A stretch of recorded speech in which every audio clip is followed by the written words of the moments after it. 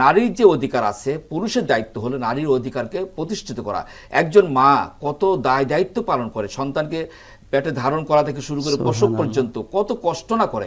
এই জন্য বিশ্বনবী মুহাম্মদ রাসূলুল্লাহ সাল্লাল্লাহু আলাইহি সাল্লামকে সাহাবী জিজ্ঞেস করলেন, ইয়া রাসূলুল্লাহ, কার খেদমত করব, কাকে সম্মান করব? নবীজি বললেন, তোমার মায়ের সম্মান করবে। তৃতীয়বার একই কথা বললেন, তোমার মায়ের সেবা করবে। চতুর্থবার গিয়ে বললেন, তোমার বাবার। তার মানে হচ্ছে বাবাকে খাটো করা হয়নি। মায়ের যে কষ্ট, মায়ের যে সাধনা, মায়ের যে শ্রম, মায়ের যে আন্তরিকতা একটা সন্তানকে লালন করার জন্য, এটা কিন্তু পুরুষ সেটা বহন করে। পুরুষ কামাই করে তাকে সমৃদ্ধ করে, কিন্তু একজন মা কষ্ট করে ধীরে ধীরে সন্তানকে লালন করার জন্য মাই সবচেয়ে বেশি পরিমাণ কষ্ট করে। সংসার সবচাইতে সুখী সমৃদ্ধশালী হবে নারীকে যদি সম্মান দেওয়া হয়। নারীকে অধিকার দিলে সংসার সুখের হবে এবং সংসার আল্লাহ রাব্বুল আলামিনের রহমত বর্ষণ হবে। এই জন্য নারীর অধিকার কোনোভাবে অবস্থাতেই ভুলুণ্ঠিত করা যাবে না।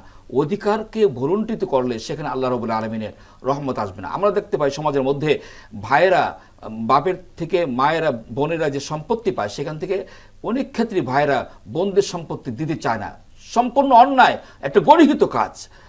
আল্লাহ সুবহানাহু ওয়া তাআলা ইউসিকুমুল্লাহু ফি আওলাদিকুম লিয-যাকারি মিসলু হাজ্জিল উনসাইন অধিকার নিশ্চিত করে দিয়েছেন, নির্ধারণ করে দিয়েছেন।